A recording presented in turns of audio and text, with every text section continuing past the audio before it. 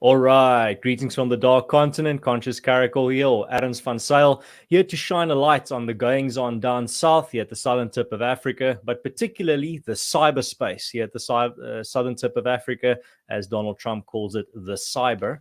But tonight we're going to be chatting about the internet age and the podcast scene, YouTube channels rising and falling.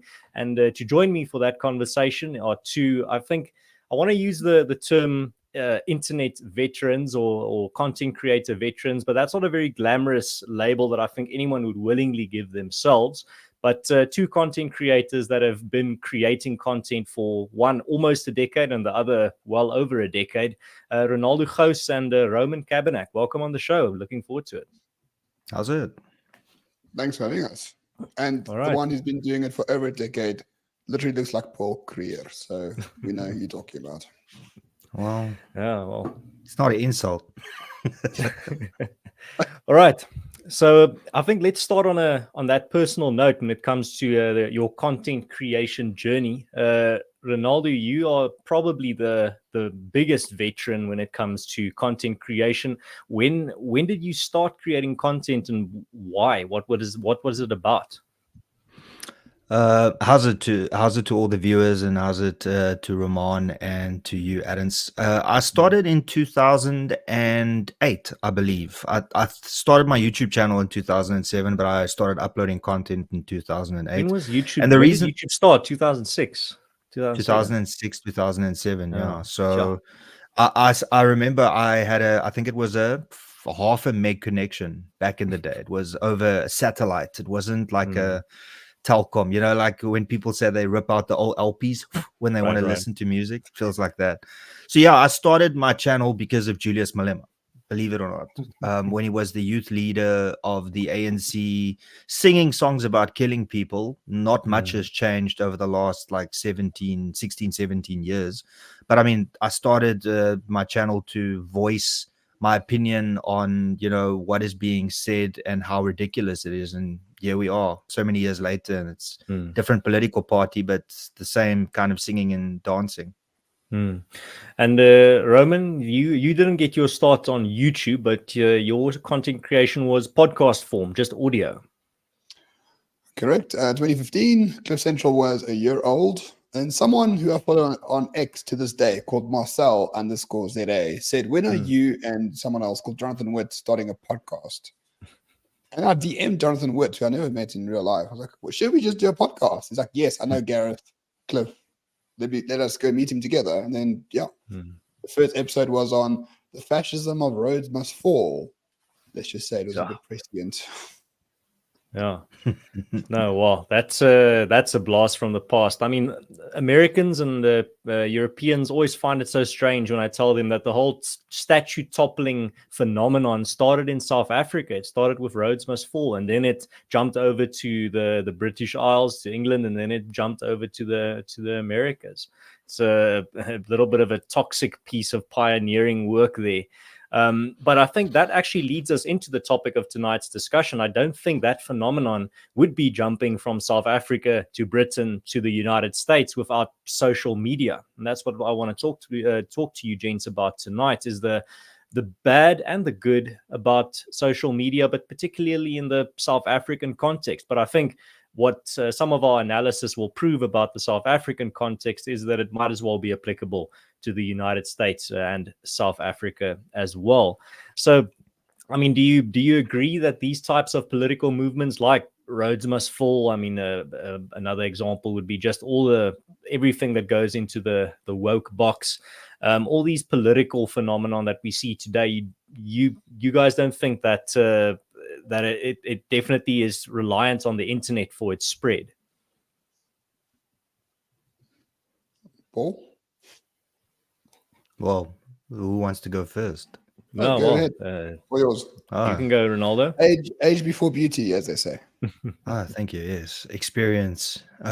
So, without a doubt, I think that what social media has created is, and let's start with the negative before we get to the positive, is the fact that we get these individuals that literally jump from one hot topic to the next in order to gain notoriety, fame, even money, and then they want to jump from one hot topic to the next. I mean, you just need to look at the last 5 years to see roads must fall, or not even further than that, but roads must fall from, and then BLM, and now the Palestine issue. It's always like, it's like the end of the world type of scenario, and then suddenly they just completely stop talking about it and jumping to the next topic. We remember, the LGBTQI plus fanfare, all of that, all these topics. And what you always find is that people jump on these bandwagons as long as they can milk it, and then they move on to the next. And that is a very negative thing, because it creates these echo chambers, and it keeps people away from the truth, because people use their interests to talk about topics rather than because they actually care about it. And that gives it more momentum. It gives it more information and access and fame and all these things that they actually need.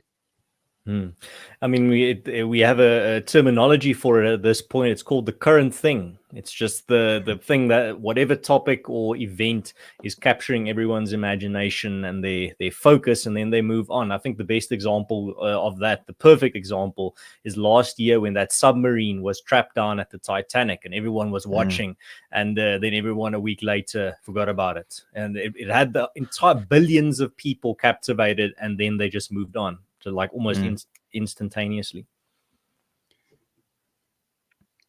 But this has been going on for a while. I mean, protests are nothing new, especially here in South Africa. You don't need social media to have them. And I think social media is underused as a form of protest between you and I. I saw adverts, they've got like this shrine to like free Gaza or something. And then like it rained last night heavily in Joburg. Like, God is this is of humor. But there's no hashtag. The movement starts, and then social media catches up with it. And this happened through Roads Must Fall. It happened through Fees Must Fall. These people are not like social media gurus by any means, but social media is just a great way to inflame what is already there. People keep saying social media is ruining society, but I think it's just exposing society for what it is. The great liberal lie of the last 50 years is just that. It's a lie. And social media has exposed that dramatically, which I like, to be honest. Well, let me add to that. I mean, you don't have to say sorry. I mean, you get good liberals and bad liberals. Only bad. The thing that I believe is, if like, well, there's a new term for these individuals, these protesters that they're called trustafarians, because they lived on the parents' trust funds, and then they go and do what, like you said, they've done, camping outside. And the problem with that is that what it actually exposes two things. The first thing is it exposes how people take a minority viewpoint and make it like it's this massive thing. An example of that is the DA advert of the flag burning, the printed CGI flag. I mean, and then people run with it like it's the majority viewpoint. It's 3 or 4% of people that are outraged. They unfortunately are the vocal minority, not the silent majority. And then they scream and shout about it, and then people actually believe it is a controversial thing, when in actual fact it's not. The majority of people agree with what the advert said. And you see in the comments, someone says the current thing meme is real. See Greta Thunberg jumping from the last thing to the newest Palestine thing. Always. Now, I mean, this is what you're describing there, Ronaldo, is that what you've both been describing is that you see this. It's almost like it's accelerating, where every week there's a flavor of the week, or maybe even it was at one point every month. Now it's almost every week. There's something that captivates everyone. Everyone jumps on it, tries to get as much clout as possible, get their hot takes in, and then they move on to the next thing when it's no longer socially lucrative, sometimes even financially lucrative. But I think there's a serious point to be made that there's this saying that's come out of all of this that said, people say the internet is not real life. Now, I think that's I think that's writing off some of the effects that the internet has had, or downplaying some of the effects that it has. It's not real life, but it affects real life. It affects elections. It affects people's behavior. It affects people's perception of real life, and their perception of real life will affect their behavior. I mean, we're increasingly seeing examples of these online influencers creating these almost like gimmicks around themselves of like the Liver King, like I eat raw meat and that's my lifestyle and you should follow my lifestyle. And then they get exposed as frauds. But at the same time, I can guarantee you they've influenced at least thousands of people to adapt their lifestyles to theirs. But even though it's built on a sham, and we see so many of these types of influencers, and increasingly so, that create just these incredibly unhealthy caricatures or cartoon versions of how you should be living. And unfortunately, it's impacting a lot of people. They are following these people and adapting their lives to their advice. But some of that stuff is pretty good as well. But let's not forget, like the nefarious thing about all these channels, all the social media channels, they rely on trends and they rely on their own internal proprietary algorithms that no one knows. We don't know how those algorithms work. And they will tend to promote things that has more watch time for that particular platform. And we are guilty of all of that. NHI is a big topic right now. What's the video tomorrow on Morning Shot? NHI, because it's a topic. Like, I'm not jumping onto it, but it is the topic to talk about. I know I'm going to get views for it. And that's just the way the business works at the end of the day.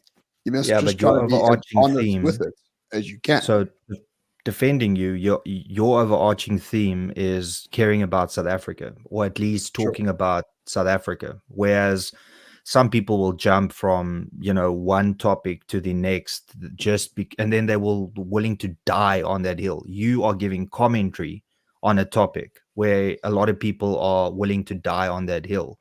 And just to go further to what Aaron said here is that I think what has happened is social media has given people the option to choose for themselves and to make the options available. I mean, let's not act like reality TV isn't a cancerous thing that's existed for long before the internet. Soapies, Days of Our Lives, Loving, Sievendalon, things that let me not say most because I'm probably offend a bunch of people, but people can choose to watch Discovery Channel. They can choose to watch, back then, they could watch other channels and not watch soapies. Now, what social media has done is magnified this in the sense that you can still watch trash on social media, just like you would watch soapies. But you have the right to choose, it's in your hands and in content creators that you can support, whereas it was forced upon you, whereas now you have the option to create the content and watch it. Yeah, and based on that, sorry, Alice, just quickly. I mean, the human society, population, societal norms is trash, like for a large part. Look at what trends every day. Look what's on TikTok. You got like these like single women like singing along while doing like it's pathetic. Like the whole of Western society on social media is like basically pathetic, except for X, which I'm going to defend to the hilt because it's the best social platform out there because people are free to be themselves because there is no censorship. It's the best, worst social media platform. No, it's the best by far. I've learned so much on that. I met both of you people on there. I met all the best people in the world on X. But it's a fighting platform. Like all you do on that platform is just argue and fight. It's the only one that doesn't have censorship, and it's the only one, therefore, where people can actually be honest. For sure. No, if it was a game, it would be categorized as a player versus player game. It's people are constantly fighting and at each other. But what you're describing there, Ronaldo, is pretty much a twist on the old song, and that is that the internet killed the TV star. And now I think both of you, with your YouTube channels and your other platforms, are reaching many, many more people than many TV channels in the past and today, and maybe even in the past for some of these channels, even though they have steadily declined and continue to do so. So it's very strange for me to see that, well, maybe it's a bit expected, but many of these TV channels in the South African context have just completely failed to adapt to the online age. They're still clinging to what, if it ain't broke, don't fix it, or clinging to their old model. This is how we've always done it. This is how you get information out, or how you impact the narrative. But it's just completely failing. I'd love to see, I think we were talking about it off air, I'd love to see some of the stats of how many people are watching some of these media channels at 10 p.m. In the evening on a weekday. I mean, that's... that would be very insightful, but I have a pretty good idea that it's not a lot of people. So, I mean, secretly, Roman and myself are just doing this social media thing until we can get a show on ENCA. You know, that's actually what's happening. Like, we're very jealous of tens of thousands of hundreds of thousands of views on videos. We actually want to get in our cars, drive to a studio, and go and do a live, well, not even a live broadcast, and let it play. Yeah, and let it play at 9 or 8 p.m. at night to 100 people on ENCA. I mean, can I just ask in the chat, when last have you like live streamed ENCA or watched ENCA? Any news channel? Yeah. For me, I mean, I told you this the other day, Ronaldo. Me and my wife, we don't own a television. Like even if I wanted to check what's going on Newsroom Africa, I wouldn't be able to tune in because it's just not what's going on. Yeah, no TV and no children. At the moment. Something else. Not at the moment. I'm joking, Ernest. I'm joking. I got married last year. And have children. Your parents must really be asking, like mine were. You've been married for a month. What's happening? Yeah. What's going on? Is jy nie Afrikaner gekom nou? Patrick answered your question, Ronaldo, when you asked when's the last time they watched a television news channel. Patrick said 3 years ago. I mean, Andre says 2020. My point. So can I mention a name here? I think everybody knows who we're talking about. For it. So okay, can I just ask, because the hot take on X, of course, was as soon as Dan Corder got that show, people tagged me in the comments saying, "Oh, Ronaldo must be so jealous." Let's just for 1 second get perspective here, right? So radio still has a niche market, because when you're in your car, you can either listen to your phone, listen to a podcast, but majority of people will maybe tune into a radio station. So you go from having, let's say, 200,000-300,000 listeners on a breakfast show, right? Which I think it's still, you have some influence and control of how people can think. But then you go from that to a ENCA show, and you consider that a victory. No, dude, it's not the win you think it is. Well, it's an interesting point that you make about radio there, Ronaldo, because anecdotally from my side as well, representing AfriForum, when I do interviews, I get a lot more people that send me a message about just heard you on this radio channel, you did well in this interview, than when I appear on a television news show. And I mean, it's pretty much a clear distinction always for me. It's not 50-50. It's very clear that anecdotally from the people that I know, they still listen to a lot of radio, especially when they're driving, but not a lot are watching television. Yeah. A lot of people, when they're at work, listen to the local radio station. They don't watch TV for sure. Yeah, I mean, it's weird to go from being a social media star to going to mainstream media. Yeah, it's the wrong way, especially for someone like Dan, who's that age. It's so you go from a dying industry radio to a dead industry TV, and you think you made it, and then you think you made it. It's we're talking about a guy that wears 3 beanies. Let's also put it into perspective. You know, this is so the only thing he's known for is not on TV. What's the point? And he does have a face for radio. Let's be. No, but I don't care about the guy. He's a regime plant. He's paid by TikTok to not spread disinformation. I mean, the Communist Party of China is paying you to fight disinformation. I mean, really, like the mental gymnastics to justify that is just remarkable. And number 2, right? I don't want to brag, but Ronaldo, you got videos of hundreds of thousands of views, right? Morning Shot in the last 28 days has almost hit 1 million views, right? Which is great. He's not getting 1/10 of that. doing what he's with doing. the ENCA punting him. It's a remarkable degeneration. Yeah, so where you're let supposed me to go. also just this is because we're talking about social media. So Dan is just the latest example. I mean, Of like course. I don't really care enough to diss Dan because he like you said, for me he's a paid for bot. But it's a 100. perfect example of how social media can influence to some extent the dead media that is like legacy media, if you want to put it that way. So they are seeing him trying to revitalize their dead industry, and he is too dumb to realize that he's taking a step backwards. I would add to that, though, my prediction would be that having a gig on television will still, for the foreseeable future or for the next few years, still be a very prestigious position. I think that's the logic going on here. I would think that's what's driving the decision. But to add to that point, when it comes to the two types of industries, we've been chatting about the dire straits that television and I think to some extent radio is going into, even in South Africa. But that's their problem.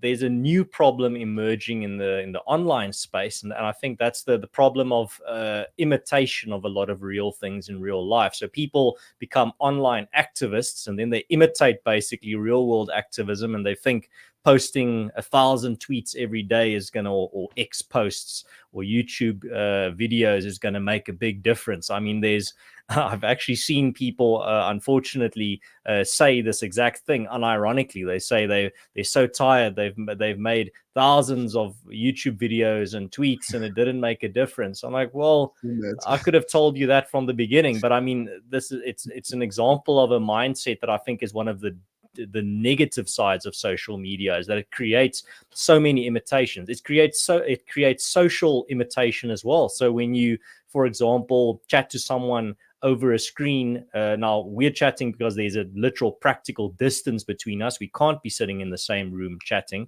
But a lot of people, even if their friend is just around the corner, they'd rather just chat over, I almost said Skype, but I just remembered Skype isn't really a thing anymore. What's that? What's a Skype?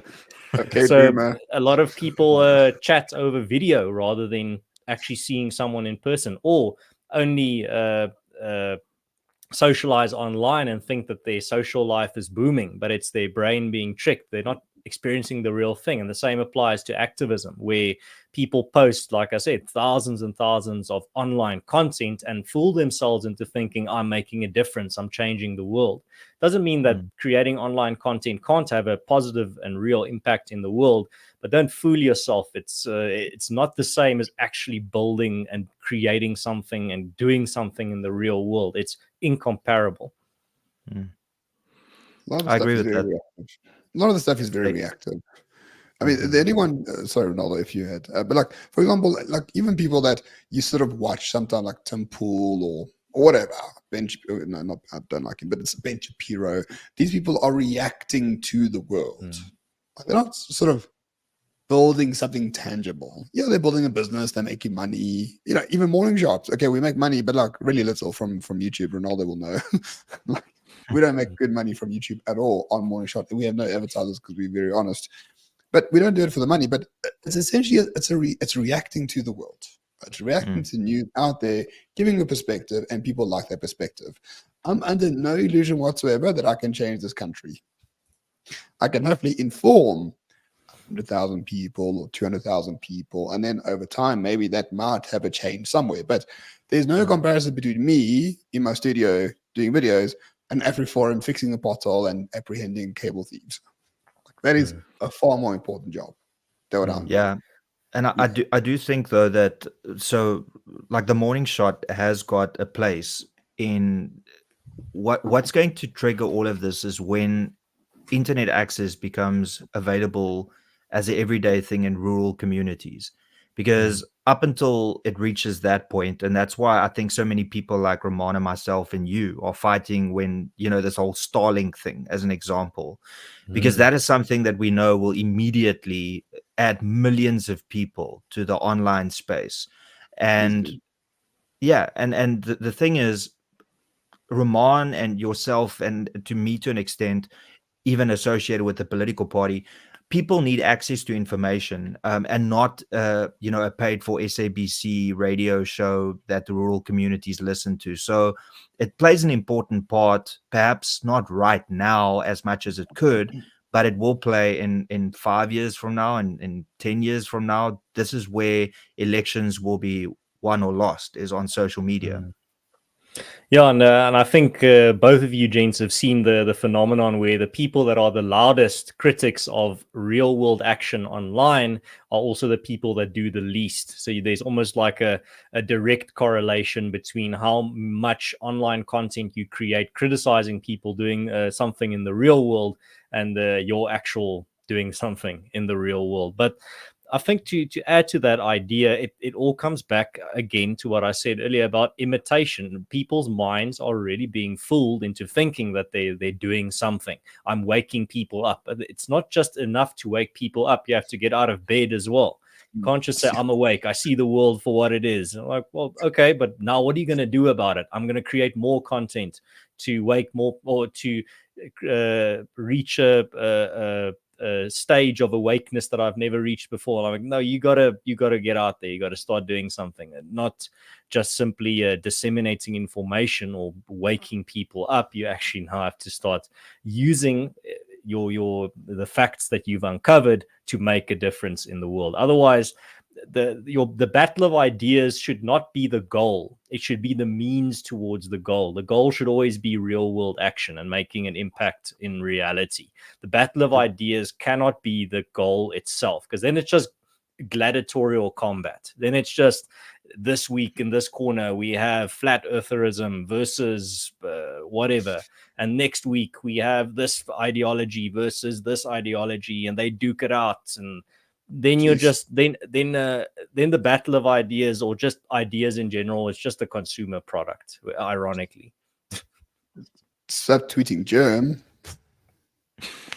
I mean, this applies to millions of people. It applies to so many content creators that just, the battle of ideas has become the goal. It's not the means to something bigger. But on that note, let me just jump in here go quick. for Sorry. it, Ronaldo. What I want to say here is, I think that this is what you've just explained is also an amazing opportunity, and let me explain why. Because what you'll see is, so you've got the two sides. You've got, and let me use a practical example. You've got AfriForum, and you've got the woke mob, right? So what happens is, people like you and people that are just or just want to be active on social media, they find AfriForum and they go, oh, there's individuals here that's actually doing something. So I don't have the time, or I don't have the will to physically do it, but I'm going to become a member of AfriForum and I'm going to do something. Then you've got the negative side of that, which is the woke lynch mob that are just online. And the good thing out of this is that you will always find the people that are willing to do stuff will support people more than the people that are just crying on social media because life didn't pan out the way that they want to. So in that aspect, I think that it's a good thing, because you actually see that people support organizations like AfriForum and other civil rights organizations a lot more than, people that just scream and shout because, they change their hair color purple, green, or whatever. So that's a positive for me. Absolutely, and we were talking about this off air as well, where this phenomenon of citizen journalists or citizen journalism, where you no longer need a camera the size of like a shoebox to walk around, or even larger. Still today, I see many media teams walking around these massive cameras. But I mean, if you have a cell phone with half decent visuals and half decent sound, you can be on the scene where there's breaking news or some developing story, and you can live stream it to your followers and to the world. Whereas the media house is not going to have that agility. They're not going to be there. And you were telling me about this, Ronaldo. You experienced this in real life. This changing of the times. So yeah, just a quick example. When Andile Lungisa broke the glass jug over a fellow councillor's head that he eventually got convicted for, and evicted. What happened was I was on my phone, like doing a live stream of it, and I remember the SABC was standing next to me recording the exact same thing. Because of social media, it was out about 2-3 hours before them. And also it had instantaneous sharing. So my video reached, I think it was 150 to 200,000 people in the first 2 days, whereas with SABC, I think it reached 7,000 people. So the power of a cell phone, and you having instant access to sharing that information versus somebody that has to send it back to a studio to get edited and then reported on the news later that night. It's just not the same effect. I don't comment, if I may, on the so-called battle of ideas. I think it's Mr. McIntyre, a mutual friend of ours, Adams. Warren McIntyre, yeah, fantastic. Like one of the greatest thinkers on our side in the generation, by far. He makes me think quite often about how the so-called battle of ideas, the marketplace of ideas, doesn't actually exist. It has been corrupted for generations under the auspices of you can have a battle of ideas, but they all have to be liberal ideas, right? They all have to be a certain strain of ideas. If you say maybe the Civil Rights Act was an issue because it interfered with the right to association, you can't have that idea, or it's not permissible. It wasn't permissible until Elon Musk bought X, as an example. But I really think a lot of these old NGOs who are still around, like the real ones, not the George Soros funded ones, talk about the battle of ideas often. Sometimes the DA talks about the battle of ideas, political parties talk about the battle of ideas. And I think it's a losing strategy because the battle of ideas is defined by the people who have the power and is corrupted by those people. And I think COVID demonstrated that to a huge degree, where it is considered a good idea to mess with viruses in a lab in a country like China. The obvious repercussions are obvious, but the entire elite scientific community thought this is a good idea, right? Because science. No one's like, no, this is a shocking idea. The repercussions are terrible. So anyway, we're going back to the But battle don't of you think ideas. just to counter that, don't you think that social media has given us a platform where we can say that is wrong now and point towards it and say, hey, whereas previously we would not have that mechanism. Social media has pretty much given power to the people to go, that was bullshit. Where previously it was just whatever the media fed you. The Twitter files showed that social media was in lockstep with the deep state of America. I mean, the FBI and the CIA actually I would add to Facebook what to say. So I would add to Ronaldo's point that I think you're completely correct, Roman. There are a lot of those baie gekonkel in die agtergrond. There's a lot of conspiring in the background. There's a lot going on behind the scenes with these social media companies. I remember a time when Twitter was basically like the Wild West. You could pretty much just, it's now returning to that where you can actually disseminate opinions again that aren't just in a very narrow framework, as you said earlier. But I think the reality is somewhere in the middle between what both of you are saying. The social media has enabled amazing dissemination abilities of information and the spreading of information. But at the same time, this process has been, the brakes has been put on it, not completely, but to a large extent by social media companies manipulating the flow of information. So I think the truth is somewhere there in the middle, where it still has enabled a lot of people to get their critical opinions out there, particularly of dangerous and destructive policies, but not nearly as effectively as it would have happened if there was no limit to it. But I think it's still happening.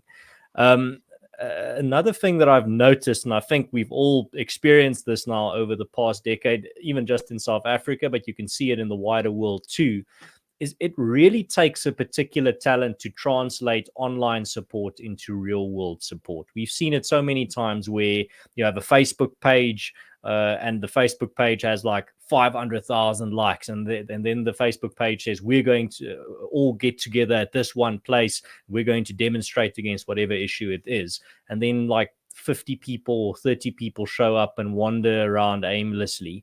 But that's something that you clearly see is something that's a lot more difficult than people realize. It's easy to get online support, to get likes, and to get people backing your cause online, but it's very, very difficult to get translate that online support into real world support. And I think many online movements or political parties or just organizations have realized this over the years. South Africa is fraught with examples of it. Just deep cuts against the purple cows. Thanks, Ernest. Goodness. I was about to say, it's like, you're speaking about somebody here that's lived this experience right over here. That like, why doesn't the DA just do this and do that? And, it's so easy. I mean, the idiot can do it. And then how much did you get? No, but to in Roman's defense, I think at the time of when your political party was being formed, I mean, at that time this wasn't as clear. People was still, I think a lot more people were under the impression, I think there's still today, people are under the same impression. People haven't learned the lesson that it is incredibly difficult to make that transition between the two worlds, the cyber world and the real world.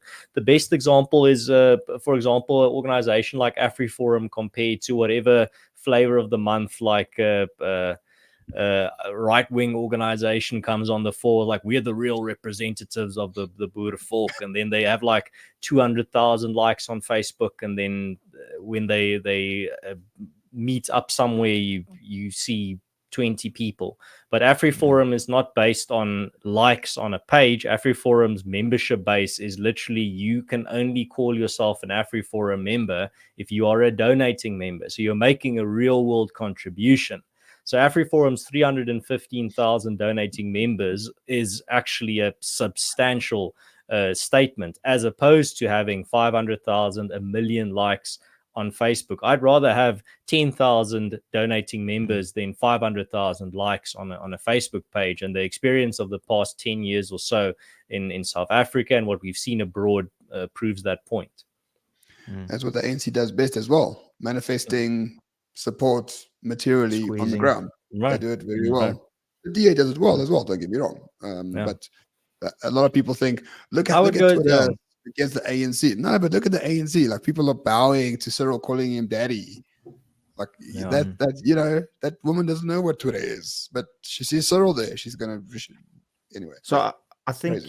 you can see a very clear line between organizations that existed, I would say, whilst the internet was growing and while social media was growing, because those people have put in the hard yards, knowing that you have to do door to door, whether it's a political party or whether it is somebody like AfriForum or Sociopolitical or whomever. So I think they've realized how to use social media to their benefit, but not over capitalizing on it in the sense that they just rely on that rather than doing the actual physical work. So if you treat social media like an extension of who and what you are rather than completely who and what you are, then that is your feedback that you'll get. And that is why, if you rely on a personality as like a certain Afrikaans person that we won't mention here because I don't want to give him more clout, but you can see he's very social media top heavy, and when it actually comes to being on the ground, then you'll see the results. And there's a clear comparison between AfriForum doing and that person just talking, and then you see that in real life examples too. Well, my sentiment to this phenomenon of online versus real world support just keeps growing in regards to, I mean, if you can get 1,000 people to show up to your rally or your whatever cause you want people to support, that's genuinely impressive. You'll have my respect for whatever that. It can even be a messed up evil cause, but to get 1,000 people in real life to support a cause in person. That's impressive. That really takes a lot of effort and a lot of resources to get people to sign a petition or to like a Facebook page. It doesn't really register with me when someone says, well, I'm a big deal because I've got this big online following. Like, well, I'll take you seriously when you can translate that into the real world. But are people still on Facebook? The other thing also when it comes to this phenomenon is and you touched on this earlier, Renaldo, it's online scandals where I think the same phenomenon applies. A scandal or a storm online around a person or an organization or a political party is much larger than it would be in real life. I mean, again, speaking from experience from AfriForum side, where if you were looking on online discourse, you'd think there's quite a few people that dislike AfriForum out there. But I walk around with my AfriForum branded shirt in Pretoria, in Johannesburg, whatever, and I've never gotten even a hint of a negative reaction. I've only gotten positive reactions from people of all backgrounds, of all political persuasions, and it's strange. Where again, if the election in South Africa were to be held online, the EFF would win like a massive supermajority, but they can't even in the real world, they can't even break the 15% ceiling. So again, just as with translating online movements to reality is difficult, social media scandals, or in quotation marks scandals, I think should be treated in the same way, especially when you're on the right and the people trying to create a false scandal around you are wrong. So an example of this would be like, let's use the DA burning flag advert, right? I think it's at 3.2 or 3.3 million views just on X. Now, just hear me out. I'm not trying to promote the DA. What I'm saying is that is a situation of outrage, where there was arguably about 3,000 or 4,000 comments, and let's say half of them were negative, right? So that's 3,000 comments, but 3.2 to 3.3 million people watched the advert. Now, I'm pretty sure in real life, if you have to go to people and say, what is your opinion on that advert? They would understand that it's symbolism. They would understand that they're talking about how the ANC is destroying this country, because the flag at the end even comes back in full view, saying that this is what would happen if you change your vote and vote for a different political party. So people jump on that bandwagon because it's easy to do, because it's social media. If you had to ask those same people, let's go and protest against this advert in real life, you would then once again see the real numbers, where you'll have 10 or 20 people out there being so offended by it, when in reality people are just fake outraging because it's so easy to do. And that is a negative of social media. It makes it so much easier for your feelings to be hurt, for you to talk about it and think that people care enough to respond to that. I actually want someone to do like a study on how long an online storm or like an online scandal lasts before people move on. Because my best advice, I don't give this advice to people that are genuinely in the wrong, but if you're on the right and some evil actors are trying to create a false scandal around you, and they're successful, you need to wait it out. You need to get through. The only way out is through. You know, it's not going to help if you apologize. Yeah, if you apologize, they're going to use it as proof of your guilt. It's not going to do anything. It's just going to add another more day fuel or to the two. It adds another day or two for the trending. It does, Yeah. and you shouldn't explain either. Yeah. But but the one thing, Ronaldo, that I vehemently disagree on: the silent majority doesn't matter a single bit. Nothing, zilch, zero. Silent majority means absolutely nothing. The intolerant minority is all that matters. So if you got On social media, no, in real life as well, man, in real life as well, who dictates the discourse in South Africa? A 10% party, and a party that got less than 10 million votes the last time around, i.e. the ANC. The majority of people in this country don't support anyone, let alone those two parties. But those who do, those who actually took a stand and went to vote, voted for these parties, and they control the entire discourse and future of this country at the moment, because the intolerant minority went and did something in reality. You can say, 50 million people didn't vote for the ANC. It means I agree. nothing. It means absolutely nothing. And this election will tell us exactly whether or not it is worth staying in this country, to be honest with you, because after the amount of load shedding we've had, after the COVID pandemic, after all of these things, if people are still happy to live in these conditions and give the communist parties like the EFF and the ANC and whatever branch of their supporters, if they give them the mandate, then I think it sends a clear message out on whether or not South Africa is going to be saved, or even if it wants to be saved. So Patrick Vianello says, agreed. I was there at UCT when the Roads Must Fall began. At most 1% of the student population was even interested. And they changed their institution forever and created a movement that jumped globally. So, I mean, that's the energized majority. The energized minority, I mean. Intolerant one. And I hate to break it, but the charterist parties, those that believe in the Communist Freedom Charter, they're going to make up 65%, 66% of the vote, guys. Between the MK, between ANC and the EFF. Hey, they were at 80% in 2004, so, there's a bit of respite. But fundamentally, people still believe in the charterist types of parties. The great saving grace of South Africa is that these people are functionally incompetent. But I also think that social media has played a big part in that reduction, even if it's a small reduction. And the more the social media reaches the rural communities and people look, I know that we're at that stage where people have access to information and they choose not to have an informed opinion. I get that. But you still reach people that did not know that and now are a little bit more informed because of it. Going from 80-something% to 60% in a country like South Africa is a massive jump within 10 years. Yeah, but it's mostly now, do we have another 10 years? I don't know. Yeah. It's mostly due to, based on my research and based on my understanding, based on living conditions, right? So 94 to 2009, the economy was doing like 5%, doing great, surplus, grants. For the past 15 years, there's been a decline, a lack of jobs, lack of opportunities, living conditions have worsened, and that's why people are voting in fewer numbers for the ANC. But all the options of the ANC are doing just as well as the ANC did in 2004. So MK comes out of nowhere and gets 8% of the votes in the polls. EFF says, well, I love the MK's new logo. Have you seen their new logo?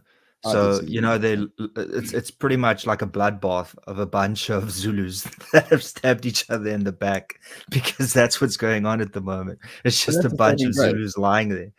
But that's the saving grace. The DA is a professional party, which is its greatest strength and its greatest weakness at the same time. I fully agree.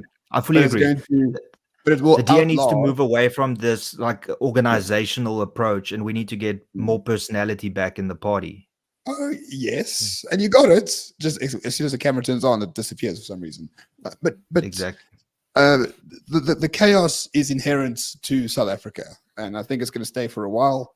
And I don't think just because if there is a charterist vote of 70%, that is more reason to stay, because the chaos will breed so much more opportunity and so much more opportunity for communities than anywhere else in the world. The rest of the world is following our step. They're just starting with BE in the workplace. They're just starting with it's not much better. It's not much better. In the federal states in America, the incompetence crisis is going to start very soon. It already has started, some might say, in the West. I'm staying here, guys, because Joe Biden's America is very good at implementing racial quotas. Ours, not so much. Yeah, it's the difference between a bad idea in the hands of a competent government and a bad idea in the hands of an incompetent government. The difference between the South African government during COVID and the Australian government during COVID. I mean, it's clear as day. So there is a little bit At of least a we still got cigarettes and alcohol, right? We still managed to get it. No, man, it's there are some blessings in the chaos, but. As we start wrapping up here, our chat here tonight, I want to have a last topic that I want both of your thoughts on. That's just the phenomenon of doing or creating content. But we talked about this off air as well, where we've seen the rise and fall of many YouTube channels and podcasts and everything in the South African scene. I think it's fair to say there was a little bit of a podcast bubble here in South Africa, and now there's a few left. There was a little bit of a bottleneck, and us three here sitting are on the other side. But what I wanted to hear your thoughts on there is, why do you continue to create content? Both of you are very frank about the fact that it's not paying your bills. You still have other sources of income, but why do you still create content? We can start with you, Roman. One, it's fun. I do enjoy it. Number two, soon is going to to be a business worth doing. It will be income generating sometime or other. 3, the videos are so simple to do these days that I can do one every day without fail. And number 4, honestly, life. I remember life before making YouTube videos and life afterwards. Life afterwards is much better because people come to you and they want to know you and they want to talk to you. And these are politicians. These are, people in important areas of life. And you get, when you make content and people watch it, you get a better sense of what's going on because they react to you and they tell you, oh, you got this right, you got this wrong. Actually, this is what's really happening. And to have that knowledge has really sort of assuaged me that I'm sticking here for the very long term because I have more information than the average person. I can relay that information through my videos. So there's a variety of reasons why I do it. I think it will be profitable in time to come. I hope it's valuable to people right now, but not valuable monetarily for me. And number 3, interesting people come to me, which is quite nice, rather than me trying to get into other people's, coffee shops. Ronaldo, why are you still sticking around after, now almost halfway towards, closer to 2 decades than 1? Yeah, it's because I love it. I love, like Ramon said, getting the interaction from people. And you mentioned it earlier also. I've never had one negative experience in real life.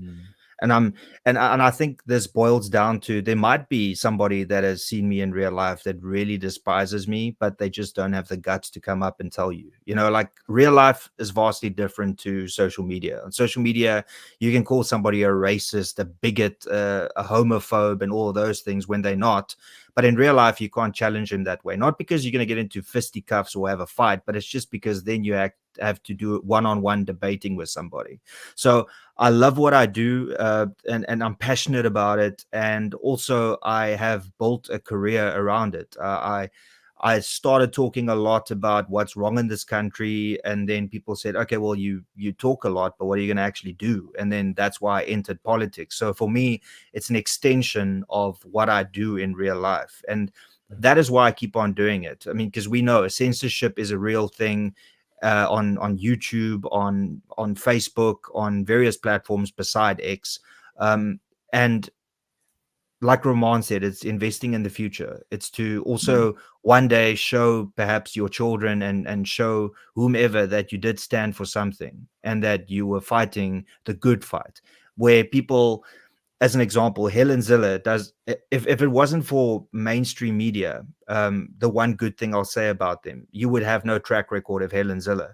Where we, as from our age perspective, have the hindsight of social media that you can point to and say, but look, I said 5 years ago that this was a cuck idea, or I said 10 years ago that this is what's going on. So, yeah, I also think that the best thing of social media is the fact that it's put emphasis on individuals being able to say what's important to them.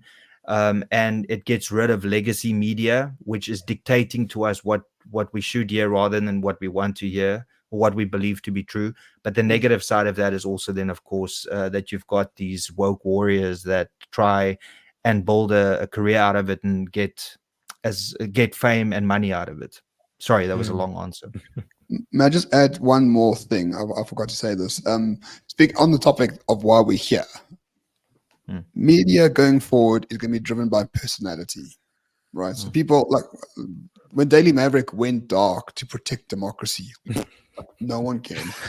Right? No one reads the Daily Maverick because it's Daily Maverick. People read it because Paulie van Wyk has an article out today, or Peter Louis Myburg has an article, or whatever. I don't go there because it's interesting. Pop luck, man. We all read Daily Maverick for pop luck. Yeah, pop luck.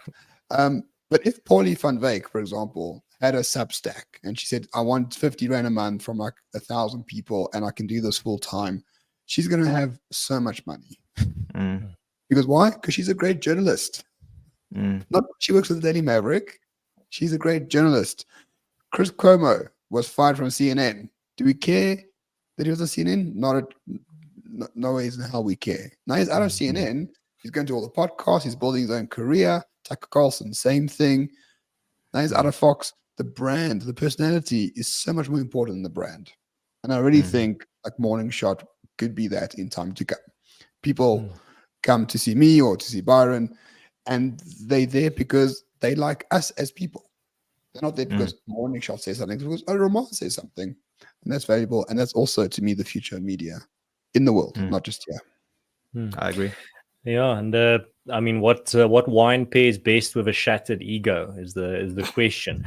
But when it comes to my advice, also for content creators and people that want to create content, is the advice related to why I think there was a podcast or YouTube bubble in South Africa, and then it kind of popped, was the fact that people think it's easy to just build up an audience within a few days, within a few weeks, and then you become a mega star. Like, no, you're going to, well, firstly, my first piece of advice is the day that you stop enjoying creating content is the day that your platform dies. You are not going to, your audience can sense that, like a shark can sense blood in the water. When a content creator is no longer enjoying creating the content, they're just slogging through it. It's just trudging and doing it because they have to. Secondly, is it's going to take consistency. You're going to have to create consistent content. You're not going to create one banger viral video and then you're going to get 50,000 followers, and from there your trajectory as an online star is going to be set. It's going to be an incremental growth of every video you publish, you gain 10 new subscribers until the point where you have 1,000 subscribers. And that's the reality that I think a lot of people weren't ready for. I think that's why a lot of these podcasts, not just in South Africa, but all across the world, people that start creating content, they fail because firstly, they want quick success. They're not ready for the marathon that it is. And then secondly, they're not willing to have the patience to wait for that success. The single or the handful of examples of people that got quick success on social media are few and far between. Most of the social media creators, even the ones not in South Africa that I watch today that have hundreds of thousands of subscribers, some of them I've been subscribed to or been watching since they've had 10,000 or 15,000 subscribers. I mean, up until the point where many of the YouTubers today that I still follow that have hundreds of thousands of followers, I've been watching their content since the days where they could reply to every single comment that they got under their videos. But that's the reality of it. This is something that takes years, and it takes a lot of effort, and it takes a lot of dedication. But also, like I said earlier, and I can't emphasize this enough, you need to enjoy it. And both of you, that was the first place where you went to when I asked that question as well, is that you enjoy creating content, even after all of these years.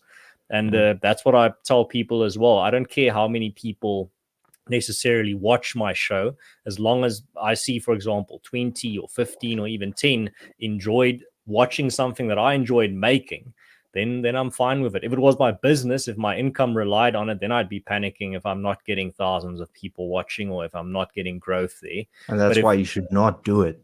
If you want to do it for business or the money, like now. Don't do it for money. But I mean, what's better than that scenario where you're already getting your main satisfaction from just the creation of the content itself, and then at the same time there's people enjoying it with you and people appreciating you creating that thing that you enjoy. It's a very nice place to be. But I mean, that's what I keep telling people, is that should be your approach. It's very lonely, but every now and again you get an email and it says, listen, I watched this show and it changed my life in this way and it made me do X, Y, Z, and I'm so much happier. Thank you for making the video. Then everything's nice again.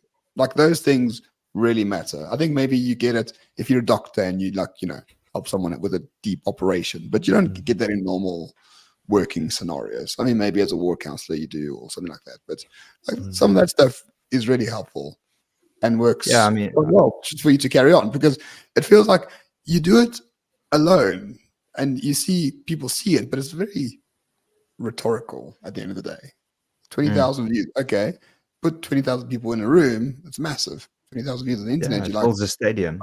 I mean, like when you grow, I mean, all of us know it. Yeah. You'll have one video that just pops off and it gets like 20, 30, 50 to 100,000 views.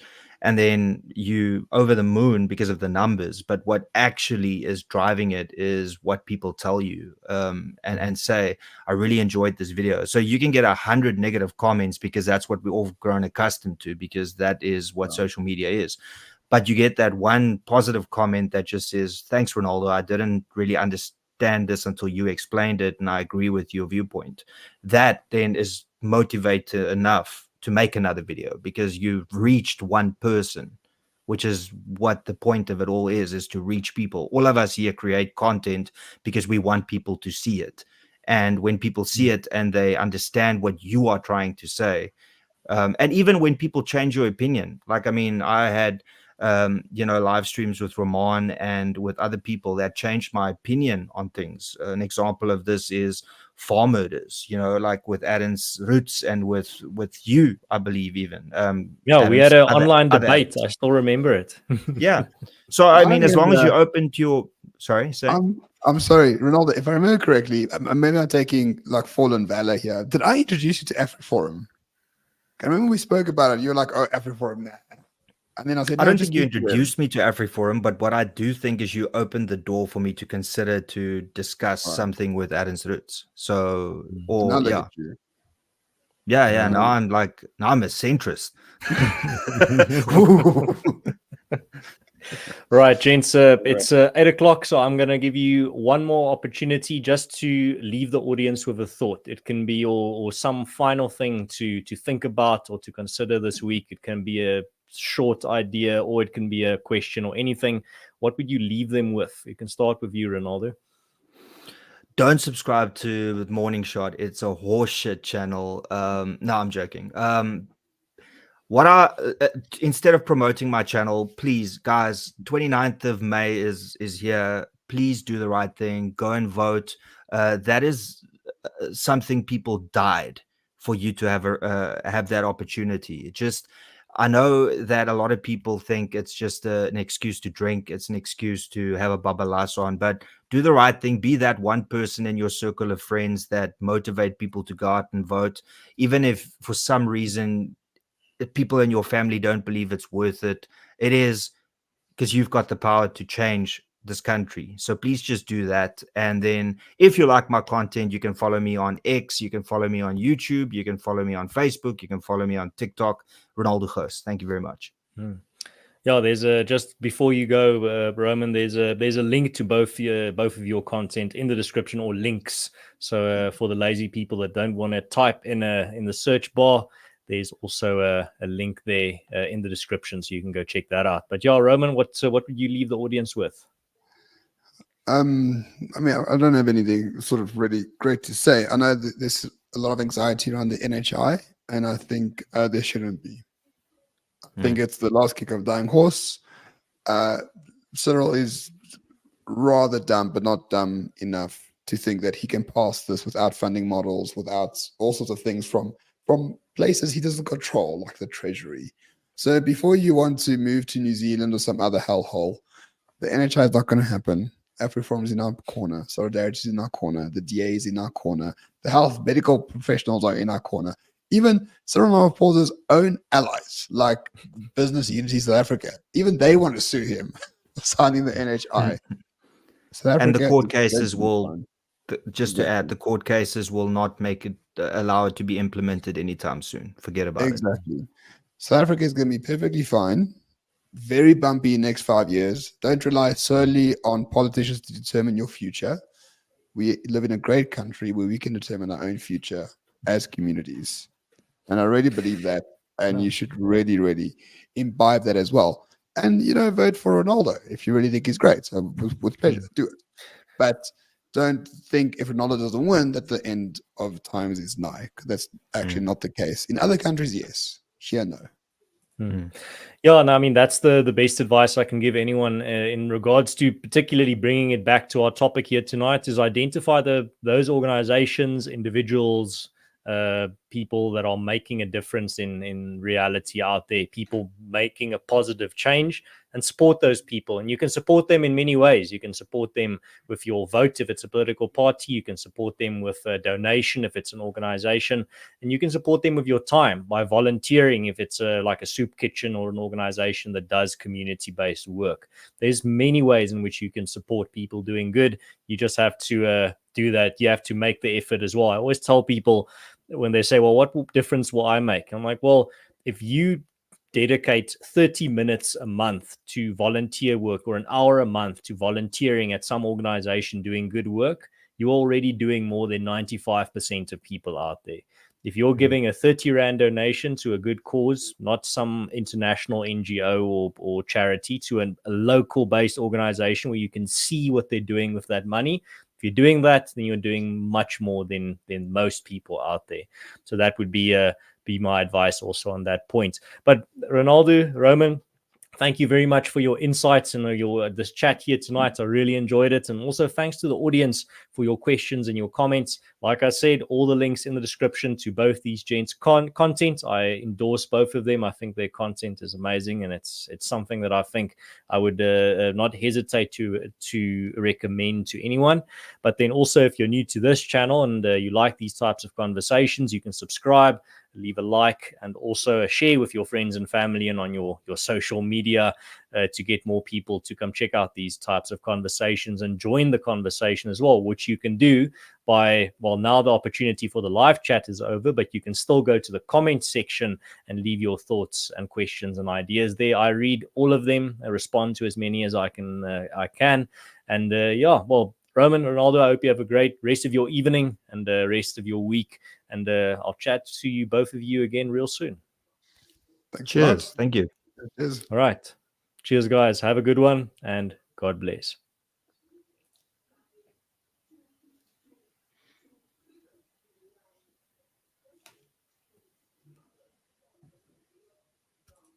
Let's see. I think we're